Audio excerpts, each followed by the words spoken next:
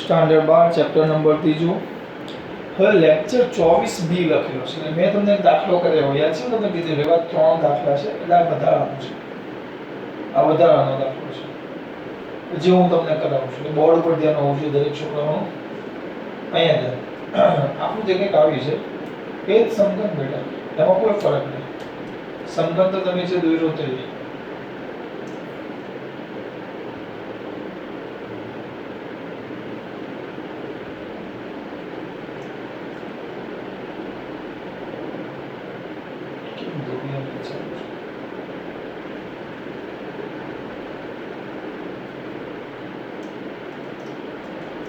સમઘન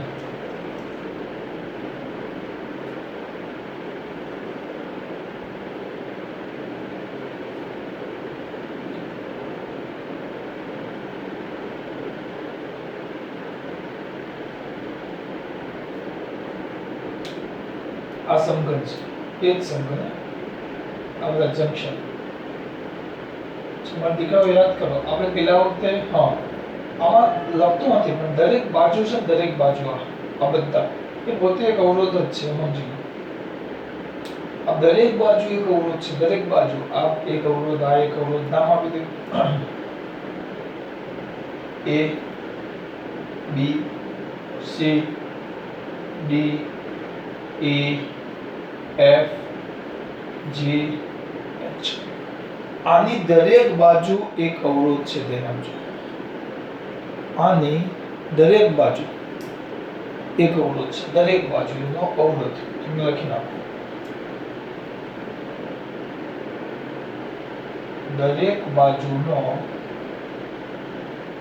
અવરોધ R છે જે સમાન છે.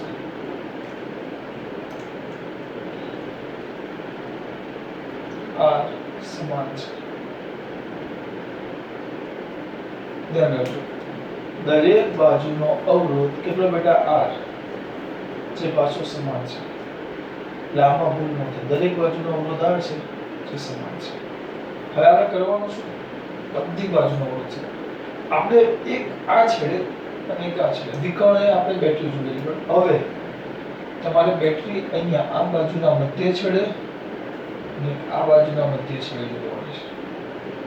એટલે આપણે આમ જોડવાની છે.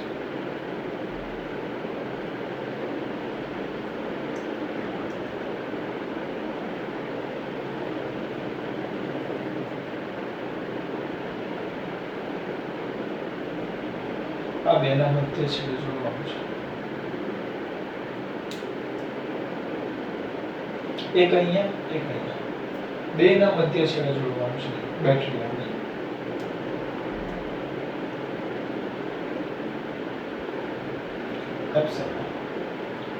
તો ચલો અહીંયાથી પ્રવાહ આવી જાય, જોજો. તો આમાં આ તમારે R શોધવાનું છે. R એવું કીધું છે. સમતુલ્ય અવરોધ આને કાઢી નાખો, આખાને કાઢ. દરેક ભુજાનો અવરોધ R બરાબર આપ્યો નથી. હવે અમુક વાર પરીક્ષામાં પૂછતા ત્યારે લખતા R બરાબર 2 ઓહમ, 3 ઓહમ, 5 ઓહમ. આપણે R બરાબર R જ છે અત્યારે. બરાબર R છે. એ પછી કિંમત આપી પણ આમાં નથી આવી. જેમ કે આગળના દાખલામાં કીધું એમાં કિંમત હતી 24 માં શું હતી? R બરાબર 1 ઓહમ. આમાં અમુક વાર ચોપડીમાં બોર્ડમાં પૂછે ત્યારે R ની કિંમત આવે, આમાં નથી આવી. તો કઈ જ વાંધો નહીં, અને એમને એક લેવા દો. હવે અહીંયાથી જોડો પ્રવાહ, અહીંયાથી પસાર થાય. જેવો જોડો એપ્સિલોન વાળો પ્રવાહ જોડો એટલે બેટરીમાં અહીંયાથી પ્રવાહ પસાર થશે. પ્રવાહ ચલો ચલો ચલો ચલો ચલો અહીંયા સુધી આવ્યો. પ્રવાહ ધીમે ધીમે આગળ વધતો જશે. અહીંયા આવ્યો તો અહીંયા કેટલા ભાગ પડે? 2. રસ્તા જોવા તો અહીંયા 2 ભાગ પડે. એટલે અહીંયા I/2 I/2. અહીંયાથી જુઓ તો 1 2 3 અઢી. 1 2 અઢી. અડધો તાર છે ને એટલે અડધા તારનો પણ અવરોધ પડે. તો બે બાજુ એક સરખા અવરોધ છે. જોજો તો અહીંયાથી પ્રવાહ એટલે કેવું થશે? જોજો એટલે આપણે એકવાર અહીંયા 2 ભાગ પડે, પછી અહીંયા 2 ભાગ પડે. એટલે પહેલામાં આપણે 6I લીધેલો કારણ કે 3 ભાગ પડે. તો અહીંયા I લેવું તો અહીંયા I લેવું તો I/2 I/2. પાછા I/2 બે ભાગમાં વહેંચાય I/4 I/4. તો આપણે એવું નથી કરવું. તો અહીંયાથી ડાયરેક્ટ લેવાનો 4I. કેટલો? 4I. તો અહીંયા કેટલો આવશે 4i 5i ને 4i તો 4i આવ્યો તો એ કેટલા ભાગમાં વહેંચાય 2 એક અહીંયા અને એક અહીંયા તો આ આવશે 2i આ આવશે 2i 2i કેટલા ભાગમાં વહેંચાય 2 એક આ બાજુ અને એક આ બાજુ આ કેટલો થશે i આ કેટલો થશે i હવે આ જે 2i છે એ પાછું બે ભાગમાં વહેંચાય એક આ બાજુ 2i સોરી એક આમાં આ પાછળનો એક આ અને એક નીચે એક અહીંયા હવે જોજો આ બે આયા આવ્યા અહીંયા બે આયા આવ્યા જોજો અહીંયા પણ આયા આવ્યો અહીંયા પણ આયા આવ્યો તો કેવું થાય બેટા આ જોડાણ એવું છે કે જેને કારણે આ AD બિંદુ કારણ કે જો અહીંયા અવરોધ હતો r/2 અને આ અવરોધ r એટલે દોઢો અવરોધ થયો એટલે અહીંયા જે બિંદુ છે એ આપેલા આ બિંદુથી જેટલા અવરોધ હશે એટલા જ અડધો અને અડધો આખો આ આખો r/2 છે તો સોરી આખો r છે તો r/2 એટલે અહીંયા સુધી પહોંચવા માટે તમારે r/2 અને r અવરોધમાંથી પસાર થવું પડે અહીંયા પહોંચવા માટે r અને r/2 માંથી પસાર થવું જોઈએ એટલે અહીંયા બિંદુ છે આપવા જે બિંદુ નામ આપી દઈએ એટલે થોડુંક સરળતા રહે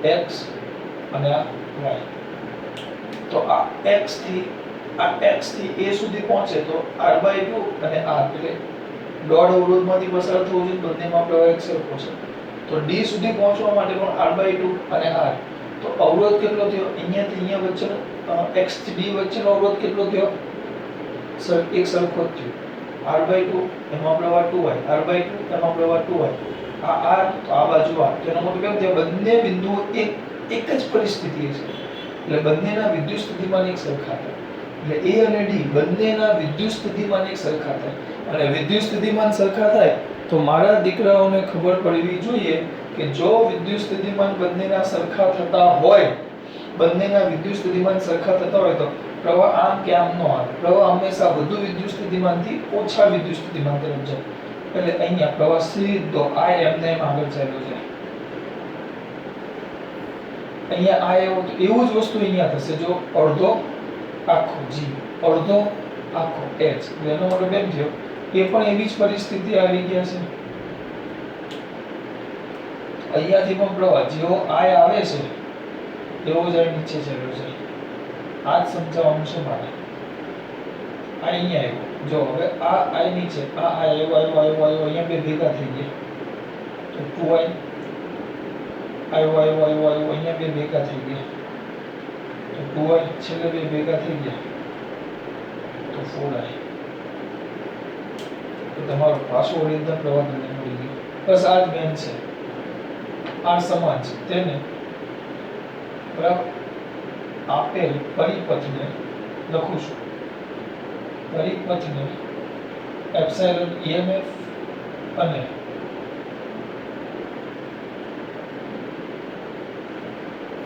આંતરિક અવરોધ ન ધરાવતી બેટરી સાથે જોડતા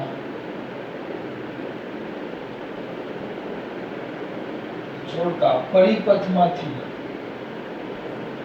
પસાર થતો પ્રવાહ આકૃતિમાં દર્શાવે છે એટલે બધું આવી ગયું હા પછી બે મુદ્દો A અને D તો VA બરાબર VD એટલે A નું વિદ્યુત સ્થિતિમાન બરાબર D નું વિદ્યુત સ્થિતિમાન V એટલે વિદ્યુત સ્થિતિમાન હોવાથી AD ભુજામાંથી આ લખવું પડે AD ભુજામાં પ્રવાહ ન મળે એ જ રીતે બીજા બે બિંદુ કયા હતા G અને H તો VG બરાબર VH હોવાથી કઈ ભુજામાં આ બે સરખા હોવાથી કઈ ભુજામાં AD પછી GH ભુજામાંથી પ્રવાહ ન મળે આટલું યાદ રાખજો બસ હવે કોઈ પણ પેલા વખતની જેમ જ બેટા, પેલા વખતની જેમ જ સમતુલ્ય અવરોધ શોધવાનો. પહેલા કોઈ એક માટે આપણે નિયમ વાપરી દેશું, પછી આખું કાઢી એના જગ્યાએ નાનો ઘટક મૂકી દેવાનો. આખું કાઢી એની જગ્યાએ કોઈ નાનો ઘટક મૂકી દેવાનો. કોના માટે બોલો? ચાલો કરો. અહીંયા નામ આપી દે, કંઈક તો નામ આપશે. M અને N. તો બંધ પરિપથ. બંધ પરિપથ. કયો બંધ પરિપથ બોલો? ચાલો કરો. X F X F X F A B Y X F A B Y M M N X માટે M N X માટે કિર્ચોફનો બીજો નિયમ. ચાલો કરો, અહીંયાથી ચાલુ કરો. હા, આખાનો અવરોધ કેટલો છે? આખાનો અવરોધ કેટલો છે? આખાનો અવરોધ R. આપણે તો અડધી ભુજા થયા, તો અડધી ભુજાનો અવરોધ કેટલો? આપણે જે બાજુ પ્રવાહ છે એ બાજુ મુસાફરી કરું. જો દર વખતે પ્લસ માઈનસ વિચારવાનું નહીં. જે બાજુ આનો અવરોધ R છે, આમ દોર્યો નથી પણ કે R અવરોધ છે માની લેવાનું. પેલામાં આપણને આમ અવરોધ R દોરી બતાવ્યો હતો, આમ કે અવરોધ R છે. જ્યારે તમારે એમ વિચાર, એમાં કીધું જ છે કે આખી જે ભુજામાંથી તમે પસાર થાઓ, આખી આ ભુજામાંથી પસાર થાઓ તો એનો અવરોધ R છે. આખી આ ભુજામાં આખાનો R તો અડધાનો કેટલો થશે? R/2. જો જે બાજુ પ્રવાહ એ બાજુ જ મુસાફરી કરી છે એટલે બધામાંથી માઈનસ જ આવે.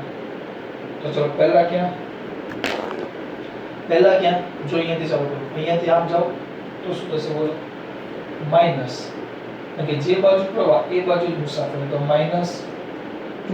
નો કહેવાય. હા, પ્રવાહ ગુણ્યા અવરોધ આટલાનો, આખાનો R તો આટલાનો કેટલો થાય? R/2. માઈનસ કેમ? પ્રવાહ એક જ દિશામાં. જો અહીંયાથી આટલો તો આખાનો અવરોધ R ને પ્રવાહ કેટલો? I. માઈનસ અહીંયા. ચલો આખો, અડધું, આખું આમ અવરોધ માઈનસ I R.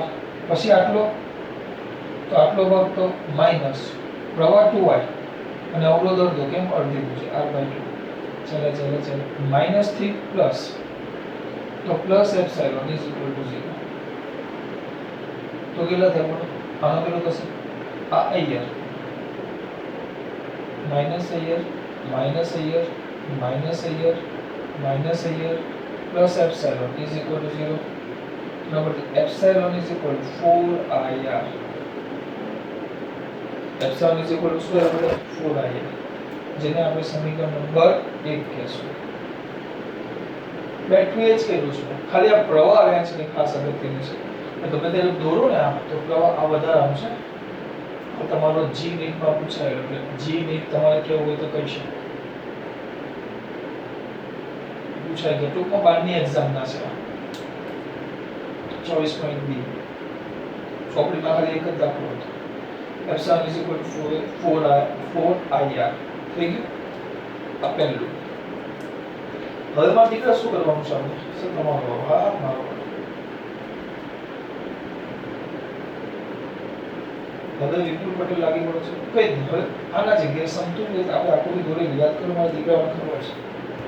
આખું કાઢી નાખવાનું, આખો આને કાઢી નાખવાનું એટલે અહીંયા x તો આની વચ્ચે આમ જ આવે સીધું.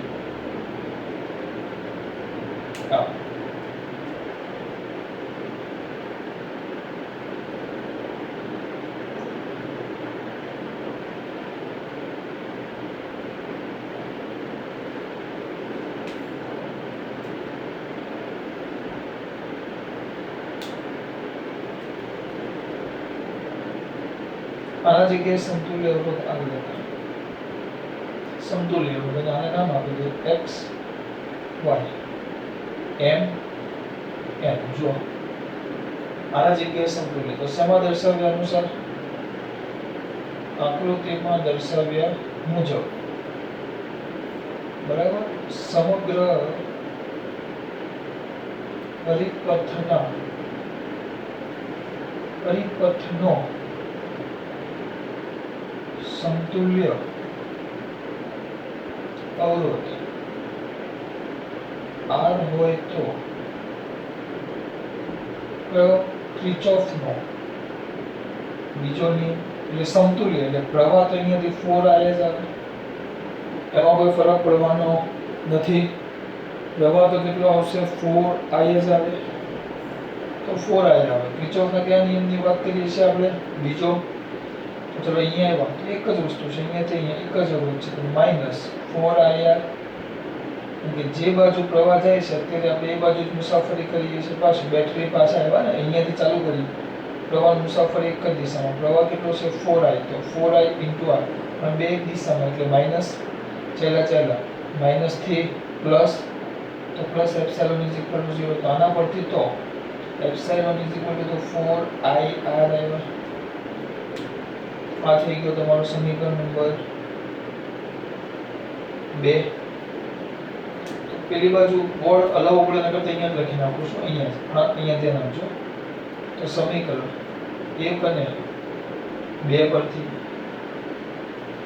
શું થાય 4IR = 4I capital R 4I ચાલ્યા ગયા તો R બરાબર કેપિટલ R સ્મોલ r બરાબર કેપિટલ R આનો મતલબ બહુ મસ્ત છે શું મતલબ છે આનો મતલબ એવો છે કે